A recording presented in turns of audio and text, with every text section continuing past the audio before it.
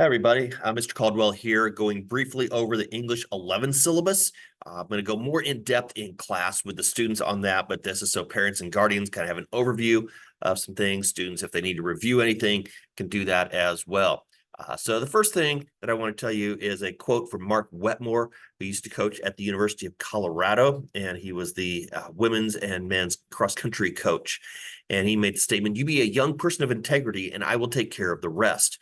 I think that's a really important thing to understand as a student is you do the things that you're supposed to do, and the teacher will take care of the other things and make sure you're doing okay and keep up with you and keep an eye on you. Okay. So do your assignments, follow the rules, turn things in.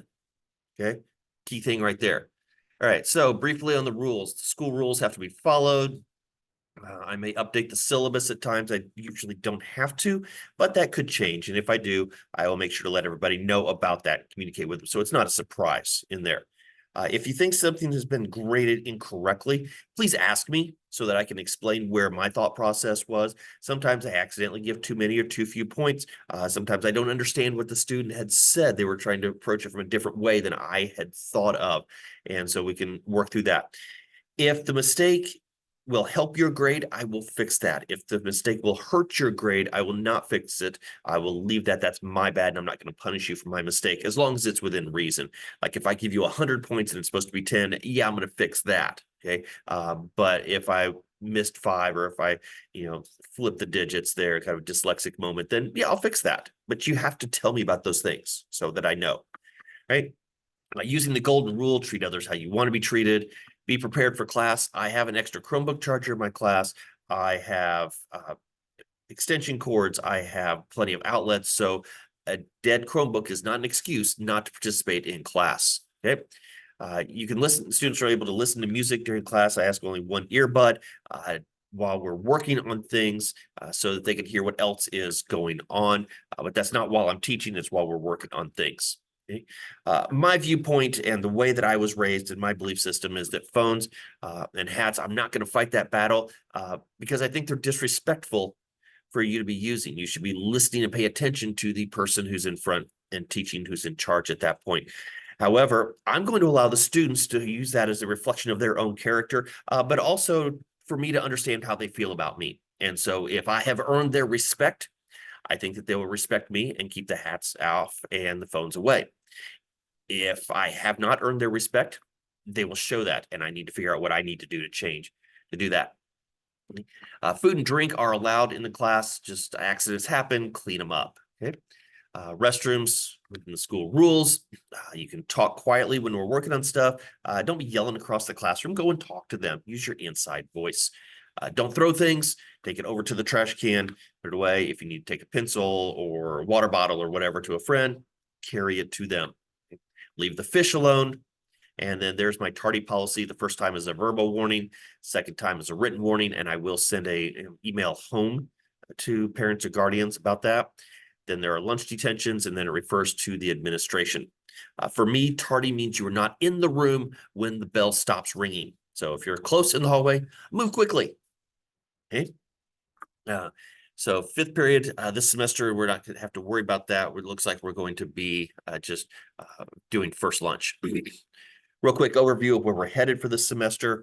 Just the first week is some overview and planning, getting some general things set together with that, and working on the IXL diagnostic to see where they stand right now for that. And then we're going to be getting into the romanticism period of literature and talk about some poetry and some of the writers from that. We're going to also be talking about dark romanticism as well. So kind of the more Gothic side of the writing as well for that. We're going to spend some time on Lord of the Flies and the novel Night, which is the autobiography of a Holocaust survivor in there. And then we'll be wrapping up. At the end of the semester, if a student has every single assignment turned in, they get 10 points extra credit. For every one that they have missing, I will take one of those points away until it's down to 0. We won't go into negative points, but that is an opportunity for them to be rewarded for doing the right thing. Spartan tickets, I will be handing those out periodically for students who do awesome, outstanding, special, unique things, whatever that may be. I can't tell you what those are. until they happen. It's kind of a spur of the moment thing. But I will also be giving them out as well for anybody who dresses up for Spirit Days, encouraging school spirit and school unity for that. And so if you dress up, you'll get a Spartan ticket for that. Here's my late policy. If you get everything turned in on time, you get 100% of the points. The book project, I will explain that one in another video in there. The IXLs I'll explain in a minute, and Media Centers, I'll explain that one too in a minute. But basically, it's 100%.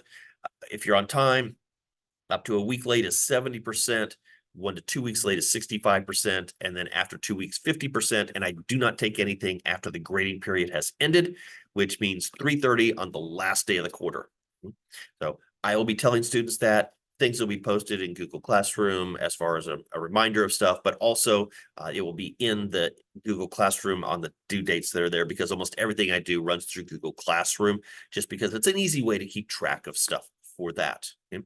I make exceptions if I need to for students, but for the most part, that's taken place within Google Classroom. Okay? Book project, like I said, we will be doing that. I'll talk about that in a different video, but just a brief overview. We'll have one due each quarter, about 2 weeks before the end of the grading period. And it's to get them to do new things. And so I will be telling them, because I want you reading new books, there are some that I'm going to say are not allowed to be read for the book project. They can read them for silent reading. They can read them on their own. I don't care about that. I just don't want it as a book project. And I will explain in the book project video what I mean by that. Okay. Media Center visits. Every 2.5 weeks, we go up to the Media Center so that books, when they're checked out, are due every 3 weeks. And this allows a student to get things turned in. And if they forget to bring a book, then they can get it renewed or turned back in before it's overdue for that. Each of those days that we go up for that, an assignment will pop into Google Classroom automatically up there and says, tell me what you did while we were up there. Okay? That's all they've got to do in the private comments. Say, I checked out a book, I renewed my book, I helped a friend, I worked on a homework, I played with a puzzle, whatever you did. It's just a responsibility thing. Tell me what you did. That's all I'm asking for. Okay? 5 points, easy enough. Due by midnight that night. Okay? All right, reading logs. We will be doing approximately 10 minutes at the start of each class in there. It kind of varies depending on what we're doing that day. But for the most part, about 10 minutes in there, silent reading every day, which does allow those students to have almost an hour each week of time to read their book or their book project. So we'll start with week 2. They've got to read something. I have plenty of books in my room that they can pick up extras as well if they don't have one of their own. Okay? I have a log that will be handed out to them. They fill it out each day and pass it back in so that I can collect it. And those are for points, completion points at the end of each week. And they've got to be here at least half the week. In other words, on a regular week out of 5 days, they've got to be here for 3 of those so that that can count for that. If they're not, I just put it in as excused and it doesn't count against them for that. But that allows them to get their points in that way. If the student keeps it or loses it, it's their responsibility to ask me for a new paper. I'm not going to keep volunteering it. I want them to be responsible and learn to be kind of grown up in that way. Weekly check-ins. Every Monday or the first day of the week, I post a couple things. One is a weekly check-in, which is an optional thing for them. It does not in any way reflect in their grade. This is just a chance for the student to say, hey, here's me. Here's something cool that's going on, something that I'm concerned about, something that's bothering me. I'm excited, whatever that might be. Just let me know. And then I will also be sending out an email in through Google Classroom announcements that says, here's what we're doing this week, what we're doing next week, and what's coming due soon, so that they will know exactly what's going on. Along with those weekly check-ins, though, I do have an opportunity for a student on a daily basis to let me know if something's bothering them. And I have several what I call my emotional support stuffed animals. And so the student could pick one of those up. I've got a couple of cows, I've got a skunk, a goldfish, a bear, and caterpillar at this time. They can take that, put it on their desk. Some students just leave it on the desk. Others have cuddled with it. I don't care. As long as you've got it there, I will check in with you, see how things are going. Is there anything that I can do? It may be something you want to tell me about. It might not be, and that's okay. I just know that you got something bothering you, and I'm concerned, and I want to see if I can help with any way. How that'll work then is that if a student wants to tell me, okay, talk. If not, okay. And then after that, I promise not to call on them for something during the day, but they still need to participate as far as following along with the reading, doing the assignments, whatever that is. So it gets them a chance to kind of sit back and not be an active participant, but they still have to be aware of what's going on in the class for that. IXLs, they are going to be due every 2 weeks. I have them posted in Google Classroom. They are in PowerSchool, and they are in multiple places in my classroom as well. And so that will come up on a repeated basis, and I will be reminding them of those for that. Here's how that works. They go into level M is the goal for that. That's the junior level, 11th grade level. Okay, so pretty straightforward as far as the alphabet goes. And then the goal is to have an 80% mastery. And then they will take a screen capture of that score, attach it to the assignment in Google Classroom, and submit it. Okay. This semester, I will not be taking emails. I will not be taking attachments in the emails. They have to do it in the assignment.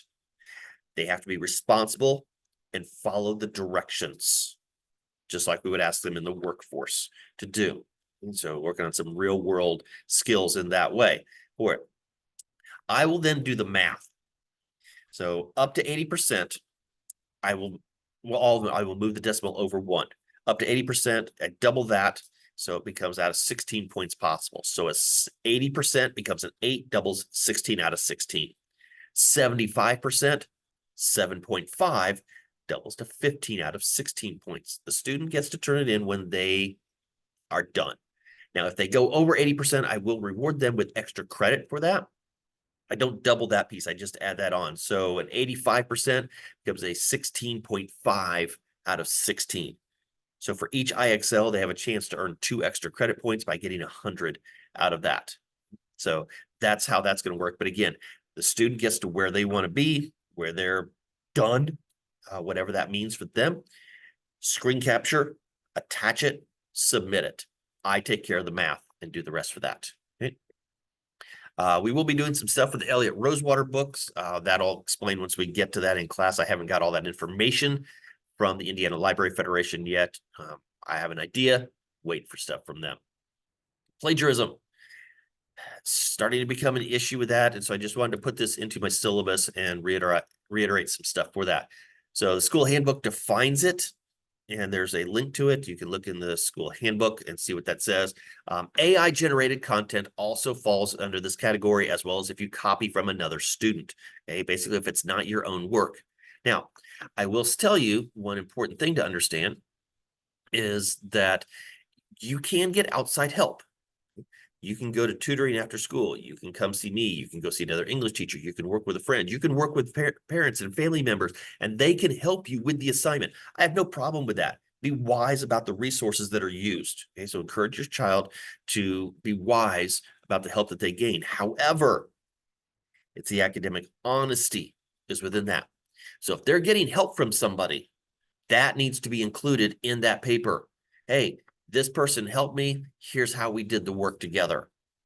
Okay. Did I give them some ideas and they wrote my entire paper? Not cool. That's not the student's writing. The student has to write the paper. People can guide them, but it's got to be the student's work. Okay. Because in our student handbook, the definition in the student handbook says that academic dishonesty is published work submitted by the student as if the student had written it. So if the student has not written it, it's not theirs. And that's not acceptable. Okay. And detail stuff is under what that could be. Okay.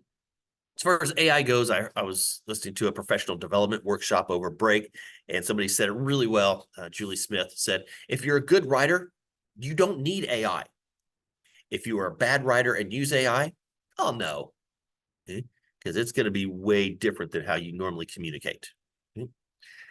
Writing Wednesdays, we're going to be taking Wednesday to work on writing skills. Some of those days will be an individual thing where it's done in class and the student will be responding, and it has to be done in class.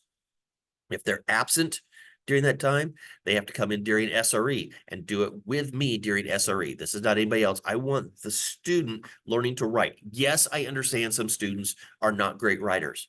The purpose of this is to help to encourage and foster and grow their writing skills. But the only way for them to grow their skills is for them to put in the work. And so we will be working on that in school, in class, individually. If they do something outside of school, I will not take it. They have to do it at the approved time for that. I do have a large writing project that's going to take about 11 different assignments together to make the one big assignment, and we'll be working through that. I will explain that more in another video at a later time for that, in another document for that. All right, the two novels that we're going through, Lord of the Flies and Night, there's just a brief overview of those two. And then fifth period, I put that in there, but we're not going to be having split lunch this year. So that's it. So that real quickly is just an overview of what the class is going to look like and how things might turn out for us there. Okay, so that is the English 11 syllabus.